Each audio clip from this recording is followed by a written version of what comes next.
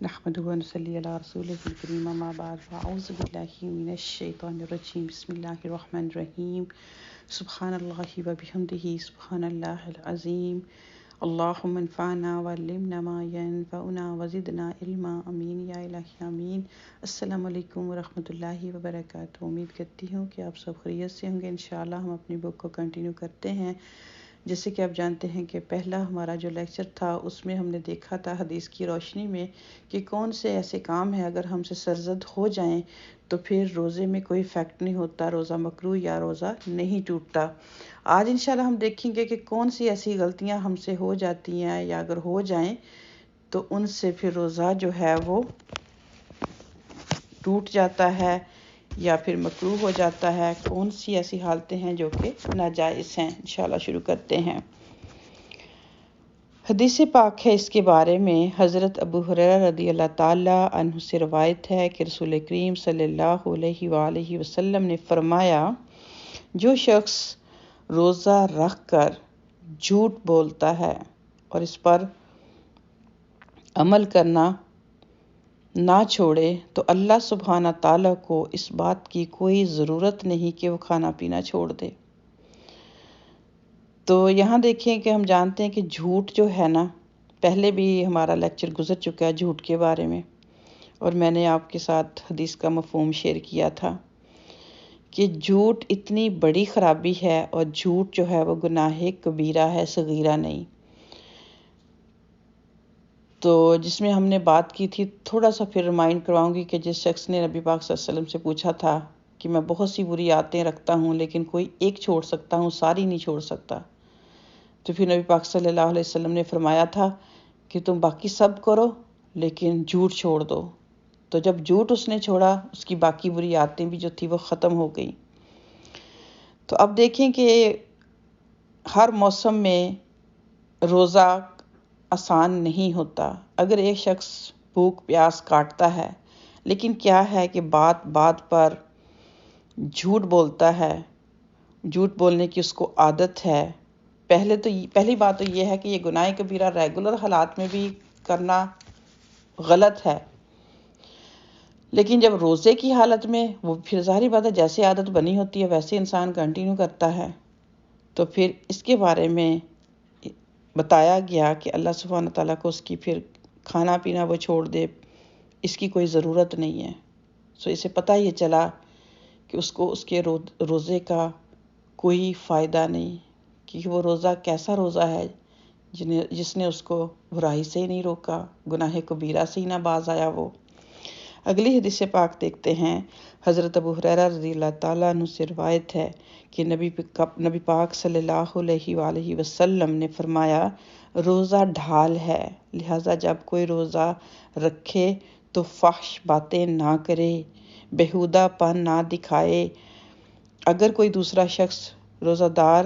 سے گالی گلوچ کرے یا جھگڑا کرے تو روزہ دار کہہ دے کہ بھائی میں روزے سے ہوں، تمہاری باتوں کا جواب نہیں دوں گا۔ جی، تو یہاں پر جیسے شروع میں ہم نے دیکھا جب بک شروع کی، صبر کی بات کی گئی۔ صبر جو ہے ہر چیز کا جیسے کہہ لیں کہ چابی ہے۔ اگر انسان بہت ساری ناگوارہ حالات میں جو کہ انسان کو کچھ چیزیں کچھ باتیں پسند نہیں آتی دوسروں کی طرف سے، تو اگر انسان اس پر صبر کر لیتا ہے، جواب نہیں دیتا، تو پھر بہت ساری برائیوں سے اپنے آپ کو بچا لیتا ہے۔ یہاں سب سے پہلے بتایا گیا کہ روزہ جو ہے وہ ایک ڈھال ہے، تو جب بھی کوئی روزہ رکھے تو جیسے ایسے فحش باتیں دیکھنا، باتیں کرنا، یہ منع کیا گیا۔ پھر اسی طرح بیہودہ پن، ہم سب جانتے ہیں کس طرح کے بیہودہ پن کا مظاہرہ ہم سم ٹائم کرتے ہیں۔ پھر اسی طرح ہے کہ اگر خود تو انسان نہیں کر رہا، لیکن اگر کوئی دوسرا خواہ مخواہ اپنے غصے کا، اپنی کسی چیز کا آپ پر غصہ نکال رہا ہے، گالی گلوچ کا معاملہ کر رہا ہے، تو آپ اس سے صرف یہ کہیں کہ بھائی میں نے روزہ رکھا ہوا ہے، میں آپ کو آپ کی ان باتوں کا جواب نہیں دے سکتا۔ تو ان کنڈیشن میں پھر کیا ہوگا کہ وہ خود ہی دوسرا بندہ کتنی دیر ایک بندہ بولے گا۔ پھر اسی طرح روزے کی حالت میں بیہودہ فحش اور جہالت کے کام یا گفتگو کرنا منع ہے۔ اس کے بارے میں حدیث پاک ہے، حضرت ابو ہریرہ رضی اللہ تعالیٰ عنہ کہتے ہیں کہ رسول کریم صلی اللہ علیہ وآلہ وسلم نے فرمایا کہ روزہ کھانے پینے سے رکنے کا نام نہیں بلکہ بیہودہ اور فحش کاموں سے رکنے کا نام ہے، لہٰذا اگر روزہ دار سے کوئی گالی گلوچ کرے یا جہالت سے پیش آئے تو اسے کہہ دینا چاہیے کہ میں روزے سے ہوں۔ تو پھر وہی سیم بات جو پہلی حدیث میں کلیئر کی گئی کہ اگر ہم سمجھتے ہیں کہ صرف کھانا پینا چھوڑنا ہی روزہ ہے تو ایسی بات نہیں ہے، یہ ہمیں ذہن میں رکھنا چاہیے۔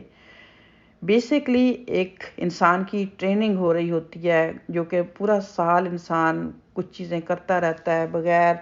وجہ کے یا کبھی وجہ سے، کہ انسان ایک خاص کر جو مسلمان ہے اس کی ٹریننگ ہوتی ہے اس مہینے میں کہ وہ اپنی باقی عادات پر بھی غور کرے، جو بری عادات اس نے شروع کی ہوئی ہیں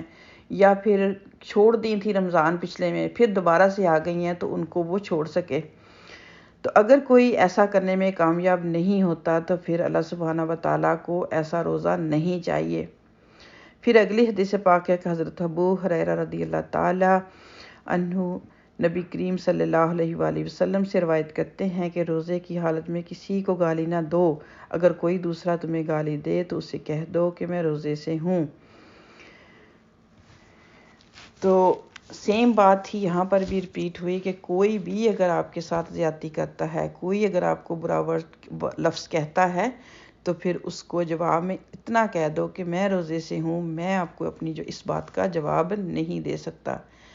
پھر یہ اگلی حدیث پاک ہے کہ حضرت عائشہ رضی اللہ تعالیٰ عنہ فرماتی ہیں کہ نبی پاک صلی اللہ علیہ وآلہ وسلم روزے کی حالت میں بوسہ لیتے اور بغل گیر ہوتے، لیکن وہ اپنی شہوت پر سب سے زیادہ قابو پانے والے تھے۔ تو اب یہ ہے کہ یہاں پر ہمیں حدیث میں بتایا گیا کہ نبی پاک صلی اللہ علیہ وسلم اپنی ازواج سے بغل گیر بھی ہوتے، بوسہ بھی کرتے، لیکن اگر کوئی شخص روزے کی حالت میں اپنی شہوت پر قابو نہیں رکھ سکتا تو اس کو چاہیے کہ وہ اپنی بیوی سے بغل گیر ہونا یا پھر بوسہ لینا اس کا معاملہ نہ کرے۔ اگلی حدیث پاک ہے کہ حضرت ابو ہریرہ رضی اللہ تعالیٰ عنہ سے روایت ہے کہ ایک آدمی نے نبی پاک صلی اللہ علیہ وسلم سے روزے کی حالت میں بیوی سے بغل گیر ہونے کے بارے میں سوال کیا، نبی پاک صلی اللہ علیہ وسلم نے اسے اجازت دے دی۔ پھر ایک اور آدمی آیا، اس نے بھی وہی سوال پوچھا،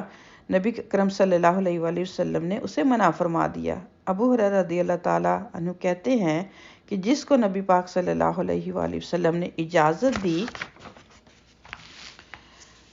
وہ بوڑھا تھا اور جسے نبی کریم صلی اللہ علیہ وسلم نے منع فرمایا وہ جوان تھا۔ اسے ابو داؤد نے روایت کیا ہے۔ یعنی کہ کنڈیشن ہوتی ہے نا، ایک جوان انسان کی ہیبٹس، عادات جو ہوتی ہیں ان دونوں کو مد نظر رکھتے ہوئے، جیسے کہ پہلے بات کی گئی کہ آپ اس حدیث کی روشنی میں دیکھیں کہ اگر تو آپ کا جسے کہتے ہیں نا سیلف کنٹرول، کچھ لوگوں کا ہوتا ہے کچھ لوگوں کا بالکل بھی نہیں ہوتا، تو وہ پھر یہی ہے کہ پھر اللہ سبحانہ و تعالیٰ نے رمضان کی راتوں میں آپ کی ازواج کو آپ کے لیے حلال کر دیا، آپ ان کے پاس جا سکتے ہیں، تو پھر روزے کی حالت میں جو ہے وہ پرہیز کا معاملہ کریں۔ اسی طرح پھر روزے کی حالت میں کلی کرتے وقت ناک میں اس طرح پانی ڈالنا جائز نہیں کہ حلق تک پہنچنے کا خدشہ ہو۔ حضرت لقیط بن صبرہ رضی اللہ تعالیٰ عنہ سے روایت ہے کہ میں نے کہا، یا رسول اللہ صلی اللہ علیہ وسلم، وضو کے بارے میں مجھے کچھ بتائیے۔ تو نبی پاک صلی اللہ علیہ وسلم نے فرمایا کہ وضو پورا کرو، انگلیوں کے درمیان خلال کرو اور ناک میں اچھی طرح پانی ڈالو، لیکن اگر روزہ ہو تو پھر ایسا نہ کرو۔ تو یہاں دیکھتے کہ ویسے پسندیدہ ہے کہ آپ جتنا بھی ڈیپ جائیں آپ کی صحت کے لیے اچھا ہے، آپ کا اچھا وضو ہوگا، آپ فریش ہو جائیں گے، لیکن روزے کی حالت میں کلی کرتے وقت جیسے آپ دیکھتے ہیں نا کہ ناک میں، پہلے میرے لیکچر میں جب میں نے بات کی کہ اگر ناک میں پانی چڑھایا جائے یا دوائی ڈالی جائے جو کہ حلق تک نہ جائے تو اس میں کوئی مسئلہ نہیں ہے، لیکن پانی کو اتنا اوپر لے جانا کہ وہ حلق کو جا کے ہٹ کر جائے تو وہ یہ غلط ہوگا۔ روزے کی حالت میں اس چیز کی پرہیز کرنی چاہیے۔ تو یہ چند باتیں تھیں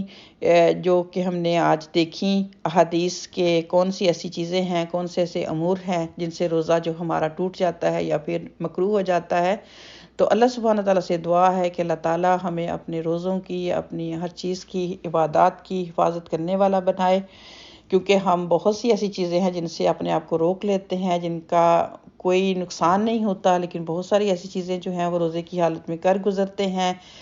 لا علمی کی بنا پر۔ تو اللہ تعالیٰ ہم سب کی حفاظت فرمائے اور ہمیں دین کی گہری سمجھ بوجھ عطا فرمائے، آمین۔